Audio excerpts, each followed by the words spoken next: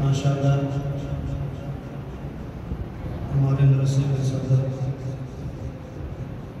حضرت مولانا انوار لاکھ صاحب ہمارے سے تشریف لا چکے ہیں. ہم ان کا تہ دل کے شکر گزار ہیں اور اسی طریقہ سے ہمارے مدرسے کے ذمہ داروں نے حضرت مولانا محمد یامین صاحب وہ بھی اس مسجد میں تشریف لا چکے ہیں. ہم ان کا بھی تہ دل سے شکر گزار ہیں. مفتی محمد شریف صاحب چاکوچار 185 کے وہ بھی تشریف لا چکے ہیں. میں ان کا بھی تہ دل سے شکر گزار ہوں. اسی طریقہ سے حضرت مولانا محمد عابد صاحب وہ بھی تشریف لا چکے ہیں. اللہ سے کر کے اللہ تبارک و تعالیٰ ان کا آنا بھی ہمارے لیے باعث برکت بنائے، باعث رحمت بنائے. حضرت مولانا شیخ الحدیث پیر طریقت راہب شریعت حضرت مولانا عطا اللہ صاحب دامت برکات العالیہ وہ تشریف لا چکے ہیں. سجید پیش وقت موجود ہیں. حضرت کا بیان جلدی شروع ہو جائے گا. اب حضرت کے بیان سے پہلے میں نعت کی دعوت دیتا ہوں. ہمارے گاؤں کی پہچان اور پاکستان کے عظیم نعت خواں آپ کے مدرسے کے طالب علم اور حفظوں نے اسی مدرسہ سے شروع کیا. میں دعوت دیتا ہوں حافظ عبد الوہاب صاحب کو کہ وہ گائے پر تشریف لائیں، اپنے کلام سے ہم سب کو مستفید فرمائیں.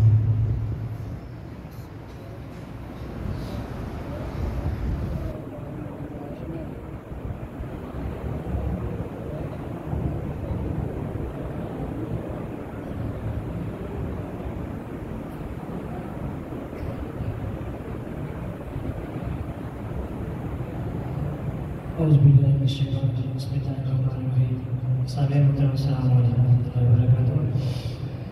مختصر اپنی حاضری پیش کروں گا کیونکہ جیسا کہ آپ کو معلوم ہے، آپ نے اشتہار کے اوپر دیکھا قاری ناصر رشید صاحب تشریف فرما رہے ہیں. انشاءاللہ اپنے وقت کے ساتھ آپ کے سامنے حاضر ہوں گے. آپ حضرات سے گزارش ہے محبت اور عقیدت سے ایک مرتبہ درود پاک کا نظرانہ ہے کہ پیش کیجیے گا. اللہم صلی علی محمد.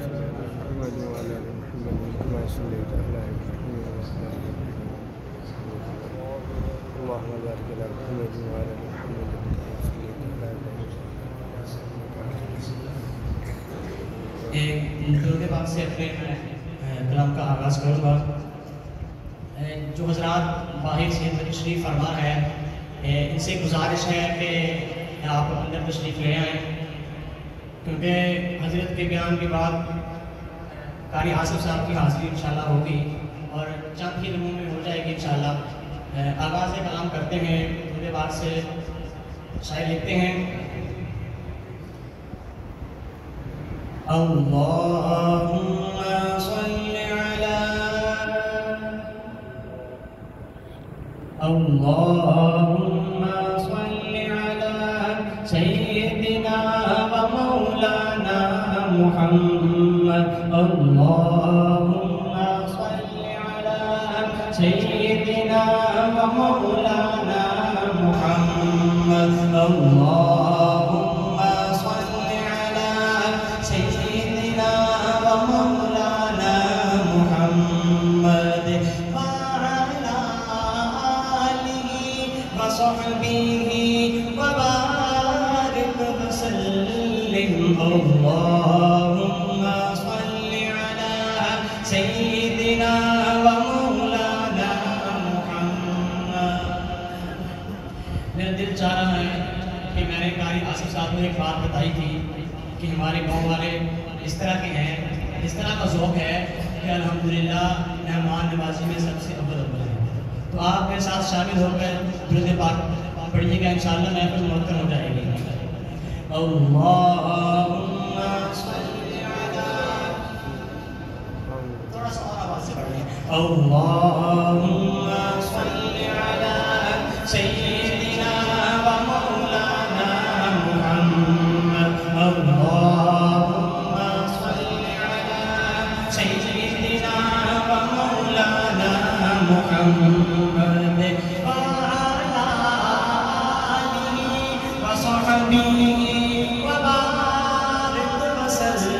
اللهم صل على سيدنا ومولانا محمد رب پر درود کا قربان کے ساتھ رب پر درود کا قربان کے ساتھ جائیں گے ہم بھی دیکھنا جائیں گے ہم بھی دیکھنا تیبہ ادب کے ساتھ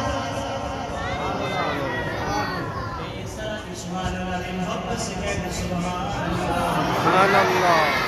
رب پر لیے درود کا توبہ ادب کے ساتھ جائیں گے ہم بھی دیکھنا جائیں گے ہم بھی دیکھنا تیبہ ادب کے ساتھ اللہم صل علی سیدنا ومولانا محمد وعلی آلہ وصحبہ وبارک وسلم اللہم صل علی سیدنا ومولانا محمد اور پہلا شعر پیش کرنے لگا ہوں شعر مکمل ہونے پر پوری مجلس میں سبحان اللہ کے سلام آنے چاہیے شاید لکھتے ہیں شاہ امم کے چہرے کو دیکھا تھا جس گھڑی شاہ امم کے چہرے کو دیکھا تھا جس گھڑی اگر اس ہستی کا نام سمجھ آ جائے اس ہستی سے محبت ہو سبحان اللہ کا ہاتھ اٹھا کر پھر کہنا ہے شاہ امم کے چہرے کو دیکھا تھا جس گھڑی شاہ امم کے چہرے کو دیکھا تھا جس گھڑی حضرت عمر نے پڑھ لیا حضرت عمر نے پڑھ لیا کلمہ ادب کے ساتھ اللہم صل علی سیدنا ومولانا محمد اللہم صل علی سیدنا ومولانا محمد اور یقیناً کوئی ایسا شخص نہیں ہوگا کہ جس کو اپنی بارگاہ سے محبت نہ ہو ایک دعا پیش کرنے لگا ہوں توجہ سے سماعت کیجیے گا جن کی مائع سلام سے ہے اللہ تعالیٰ ہم کو خدمت کرنے کی توفیق عطا فرمائے شاید کیا کہتے ہیں دعا مکمل ہوگی سبحان اللہ کوئی وقت بلند آواز سے کہیں گے کہ میرا دل خوش ہو جائے شاید لکھتے ہیں جنت میں مصطفیٰ کی کنیزیں کہاں رہی جنت میں مصطفیٰ کی کنیزیں کہاں رہی یا رب میری دعا ہے یا رب میری دعا ہے میری ماں وہاں رہی جنت میں مصطفیٰ کی کنیزیں کہاں رہی یا رب میری دعا ہے یا رب میری دعا ہے میری ماں وہاں رہی اللہم صل علی سیدنا ومولانا محمد اللہم صل علی سیدنا ومولانا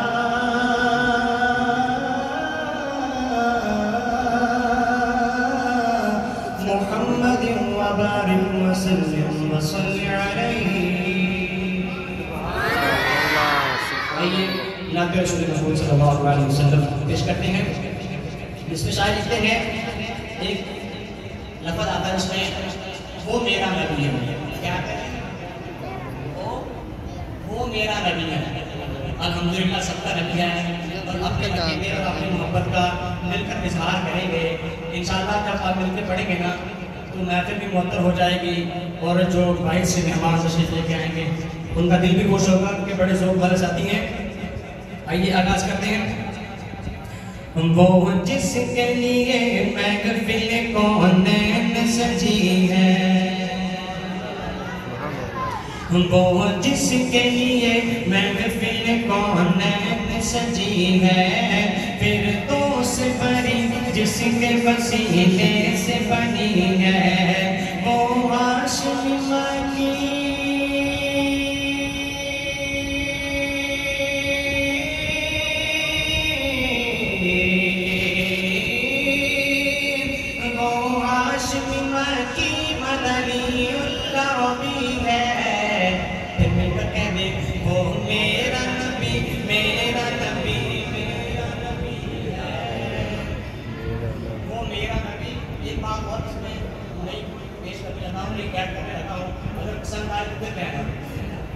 وہ میرا نبی میرا نبی میرا نبی ہے وہ میرا نبی تیرا نبی سب کا نبی ہے بولو میرا نبی میرا نبی میرا نبی ہے وہ میرا نبی میرا نبی میرا نبی ہے احمد نے محمد نے حقیقت میں رسول ہے مخدوم مربی ہے وہی والی کل ہے اس پر نظر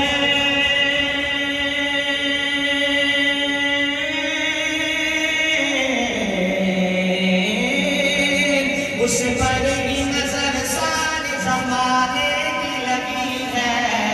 بولو وہ میرا نبی ہے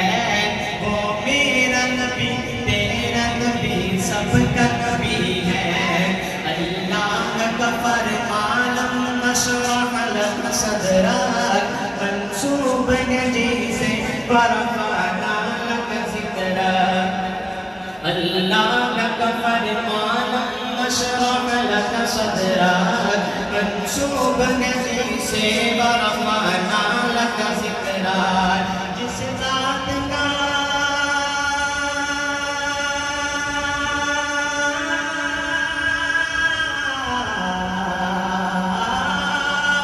جس ذات کا قرآن میں بھی ذکر جلی ہے میرا نبی ہے وہ میرا نبی تیرا نبی سب کا نبی ہے وہ زمل و یاسین و مدثر طٰہٰ کیا کیا میں نے الناب سے اللہ میں پکارا سبحان اللہ مزمل و یاسین و مدثر طٰہٰ کیا کیا میں القاب سے مولا نے پکارا کیا شان ہے اس کی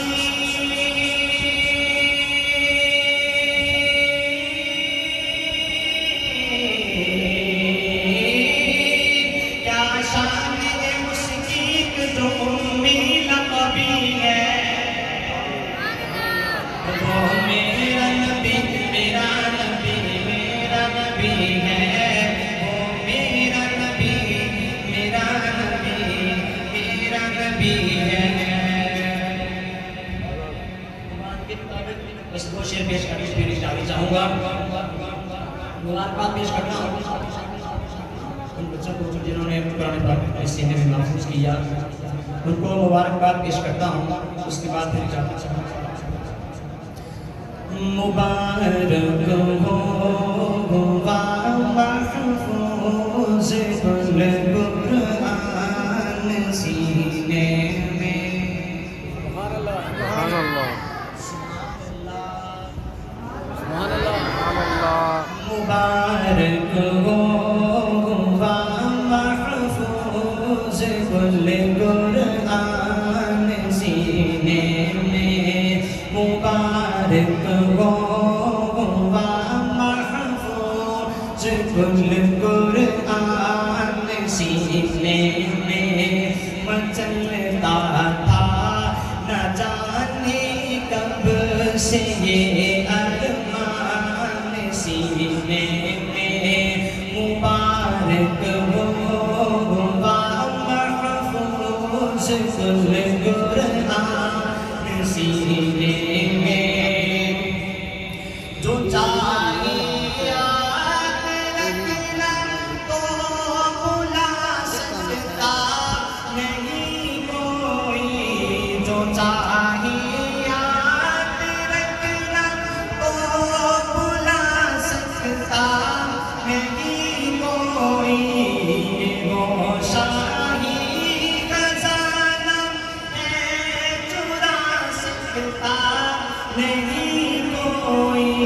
محافظ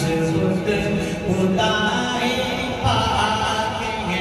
ہر آن سینے میں مبارک ہو محفوظ قرآن سینے میں صداقت اور کیا ہوگی شہادت اور کیا ہوگی ابھی سے پڑھ کے قرآن کی کرامت اور کیا ہوگی کہ پڑھتا جا رہا ہے خود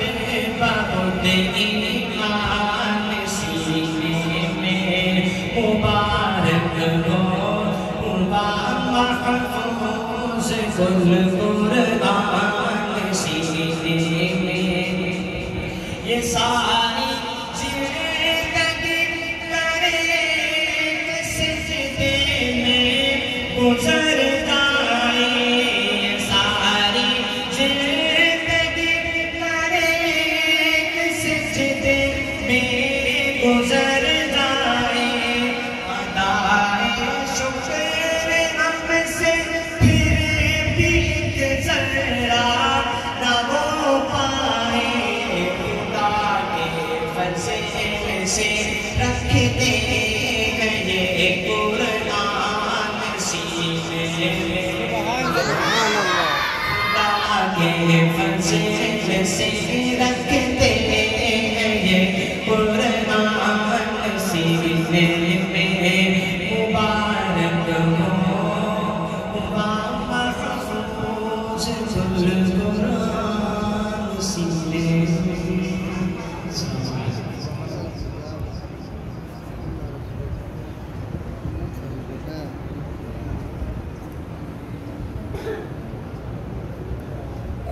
ماشاءاللہ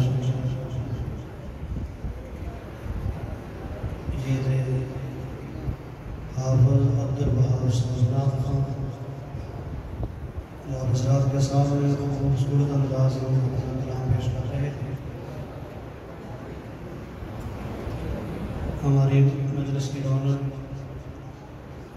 ہمارے مدرسے کے سرپرست اس مجلس کی زینت شیخ القرآ حضرت سید قاری احمد رضا شاہ صاحب حافظ اللہ تشریف لائے میں تہ دل سے ان کا مشکور ہوں جب بھی ہمارا پروگرام ہوتا ہے حضرت ہماری سرپرستی فرماتے ہیں دعاؤں سے نوازتے ہیں اور یہ ہمارے علاقے کی حضرت کا وجود بہت بڑی نعمت ہے اللہ تبارک و تعالیٰ کافی دیر تک حضرت کا سایہ ہمارے سروں پر قائم فرمائے اب میں تلاوت کے لیے دعوت دیتا ہوں حضرت مولانا قاری سید ابو بکر شاہ صاحب رحیمی کو وہ تشریف لائیں اپنے مخصوص انداز میں تلاوت کر کے ہمیں مستفید فرمائیں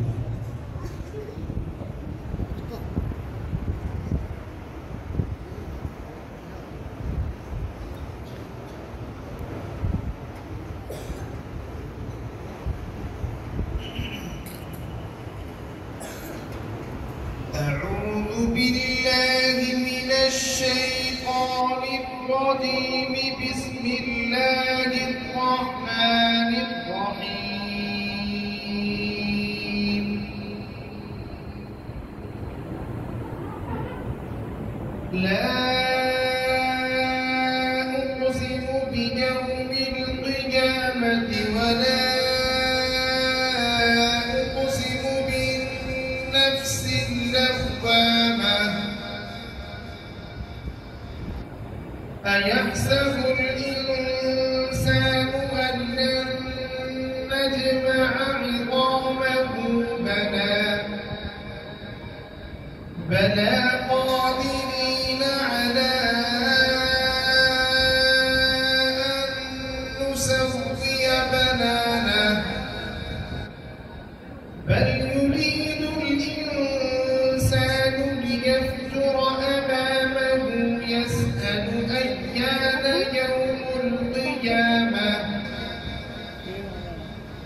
فإذا برق البصر فخسف القمر فجمع الشمس والقمر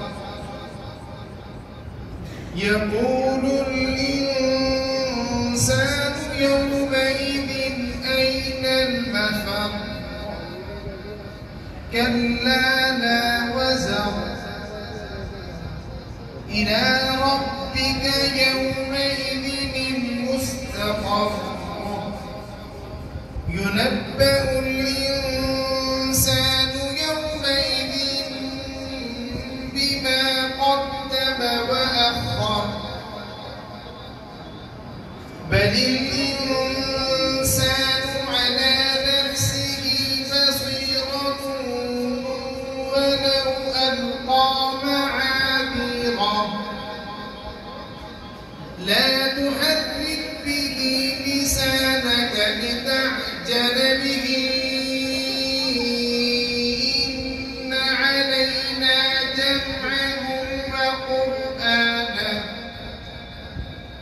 فإذا قرأناه فاتبع قرآنه ثم إن علينا بيانه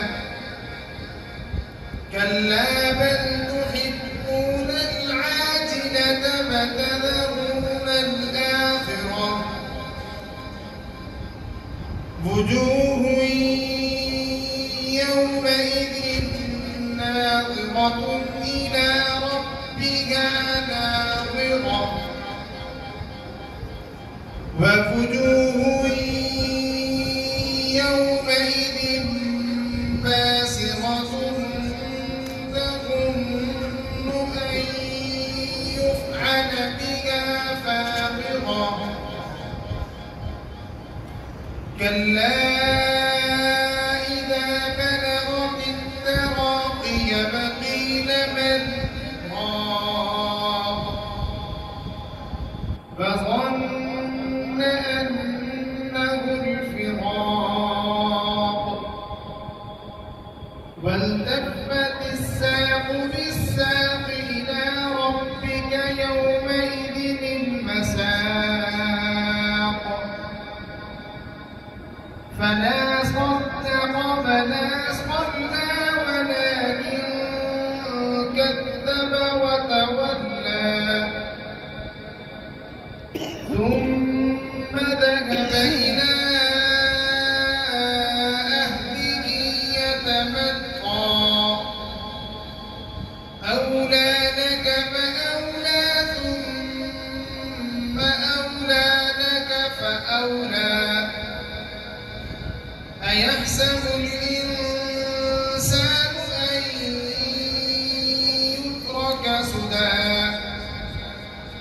ألم يكن نطفة من مني يمنى ثم كان علقة فخلق فسوى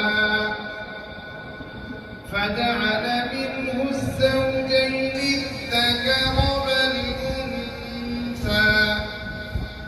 أليس ذلك بقادر على أن يحيي الموتى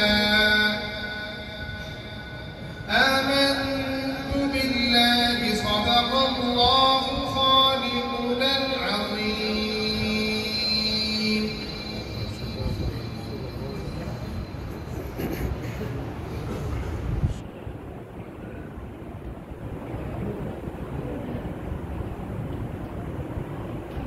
رب العالمین میں خطاب کی دعوت دیتا ہوں استاد العلماء پیر طریقت راہب شریعت حضرت مولانا عطا اللہ شاہ صاحب نقشبندی خلیفہ مجاز ہیں حضرت اقدس حضرت مولانا ذوالفقار صاحب نقشبندی حافظ اللہ کے میں ان سے گزارش کرتا ہوں کہ وہ اپنے مخصوص نصائح سے ہم سب کو مستفید فرمائے۔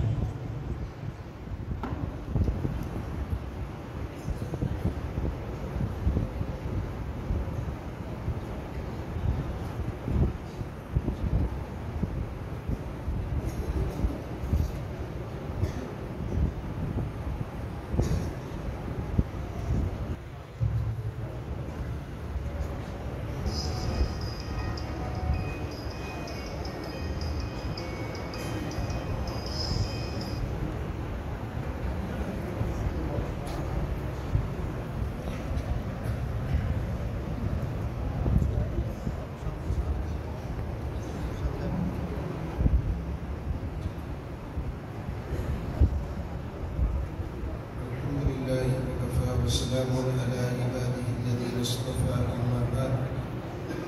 فأعوذ بالله من الشيطان الرجيم بسم الله الرحمن الرحيم يا أيها الذين آمنوا آمنوا بالله ورسوله والكتاب الذي نزل على رسوله سبحان ربك رب العزة عما يصفون وسلام على المرسلين والحمد لله رب العالمين اللهم صل على سيدنا محمد وعلى آل سيدنا محمد وبارك وسلم۔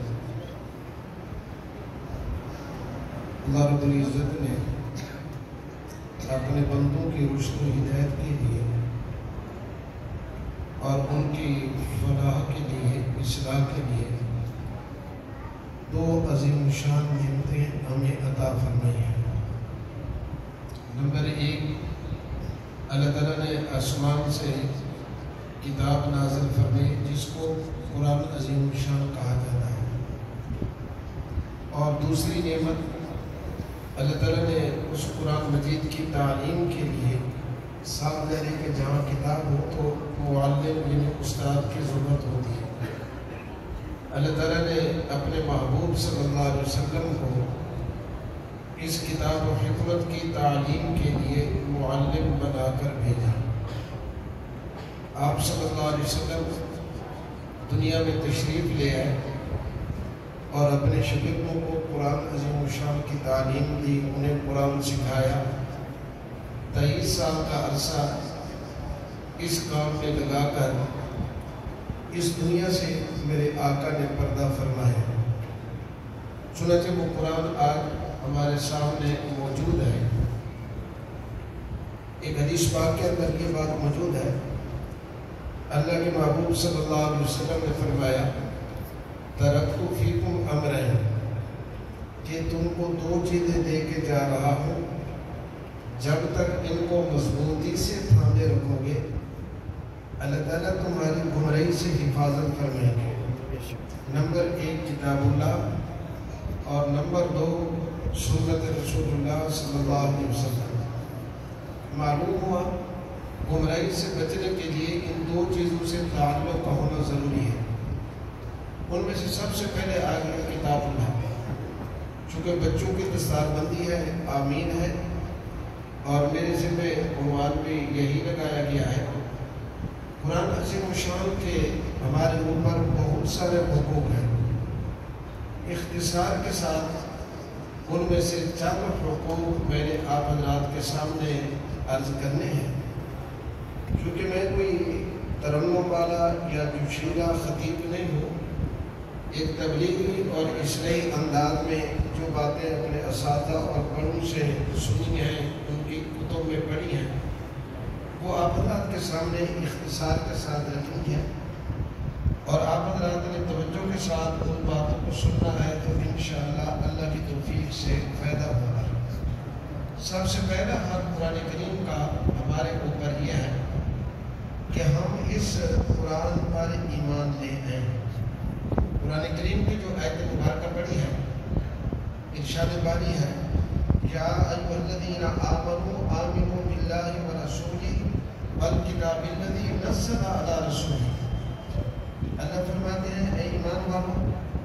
اللہ پر بھی ایمان لے آؤ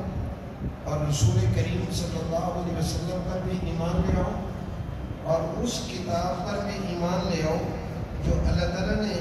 اپنے محبوب صلی اللہ علیہ وسلم پر نازل فرمائی ہے۔ دوسری جگہ ارشاد ہے وَآمِنُوا بِمَا أَنزَلْتُ مُصَدِّقًا لِمَا مَعَكُمْ، تم اس کتاب پر ایمان لے آؤ، یعنی قرآن کریم پر،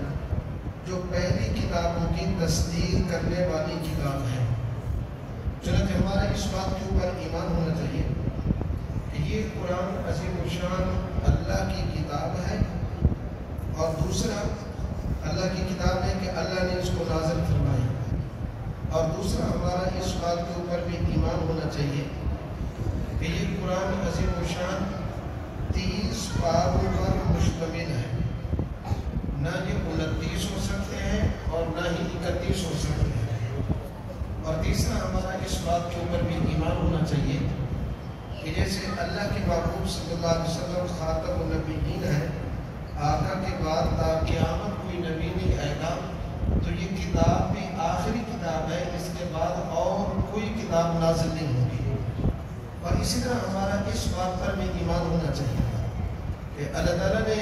اس کتاب کو توجہ و تبدل اور تعریف سے محفوظ رکھا ہے۔ چنانچہ ایمان لانے کے اندر یہ چیزیں شامل ہیں۔ اللہ رب العزت نے تبدیلی سے اور توجہ و تبدل اور تعریف سے اس کو محفوظ رکھا۔ کیوں؟ ارشاد باری ہے اِنَّا نَحْنُ نَزَّلْنَا الذِّكْرَ وَإِنَّا لَهُ لَحَافِظُونَ، ہم نے قرآن کریم کو نازل کیا۔ اہل علم جانتے ہیں کہ یہاں بڑی تاکید کے ساتھ اِنَّا، بے شک ہم، پھر فرمایا نحن، ہم، پہلے بھی فرمایا ہم، پھر ہم، نزلنا الذکر، ہم نے نازل کیا قرآن کو۔ 3 مرتبہ فرمایا، اللہ فرما رہے ہیں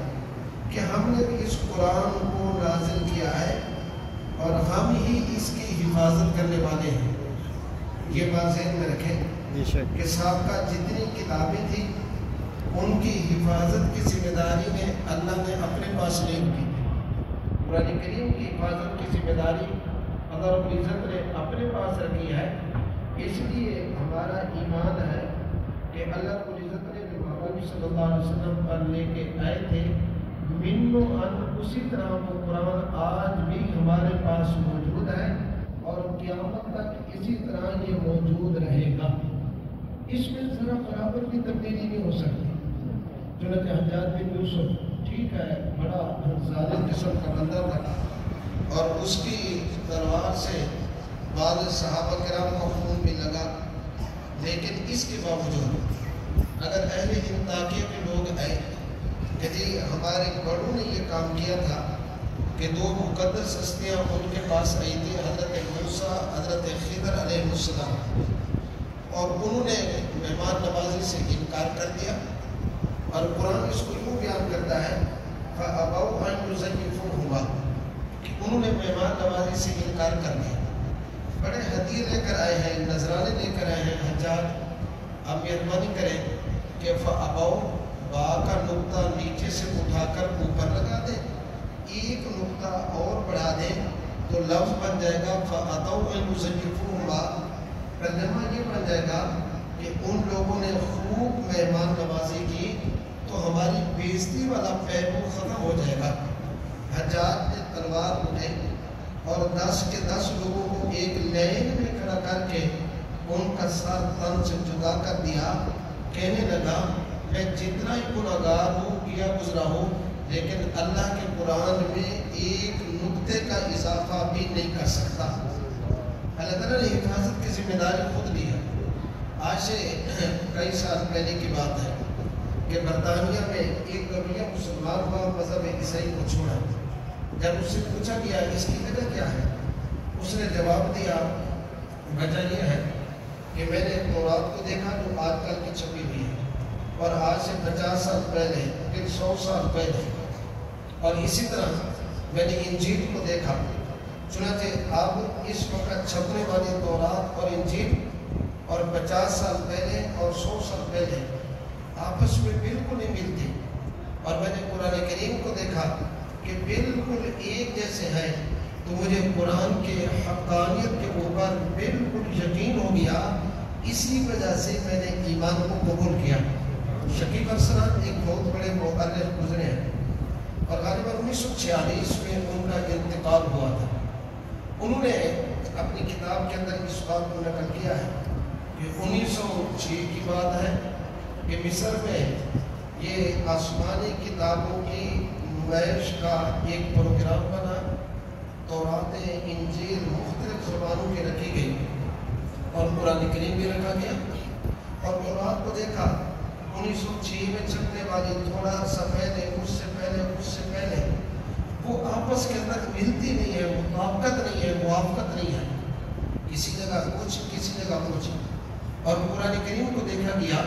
کہ 1906 میں چلنے والا قرآن مجید وہاں سے لے کر حضرت عثمان بن عفان رضی اللہ تعالیٰ عنہ کے زمانے والا قرآن مجید آپس میں ملایا گیا، کہیں ذرہ برابر کا فرق بھی نظر نہیں آیا۔ اسی کو اللہ تعالیٰ ارشاد فرما رہی ہے اِنَّا نَحْنُ نَزَّلْنَا الذِّكْرَ وَإِنَّا لَهُ لَحَافِظُونَ، ہم نے قرآن کریم کو نازل کیا ہے اور ہم ہی اس کی حفاظت کرنے والے ہیں۔ چنانچہ روس آج سے تقریباً 1 صدی پہلے جب یہ بخارا، ازبکستان، تاجکستان، سمرقند ان علاقوں پر قابض ہوا، پروگرام کیا تھا کہ میں نے معادلہ اسلام کو مٹانا ہے، قرآن کو مٹانا ہے، اب یہاں کلمہ پڑھنے پر پابندی ہے، اور مساجد اور مدارس کو شراب خانوں میں، استقبال خانوں میں تبدیل کر دیا، حتیٰ کہ قرآن رکھنا جرم تھا، اور اگر کسی کے پاس قرآن ثابت ہو جاتا نا تو اس کی گردن کاٹ دی جاتی۔ اتنا بڑا روس نے ظلم کیا، قرآن کریم کو مٹانے کا اس کا معضلہ پروگرام تھا، بھلا جس کی حفاظت کی ذمہ داری میرے اللہ نے، اس کو کوئی مٹا نہیں سکتا، بلکہ مٹانے والے مٹ جاتے ہیں اور قرآن تا قیامت باقی رہے گا۔ چنانچہ ہمارے حضرت جی، ہمارے شیخ محبوب العلماء والصلحاء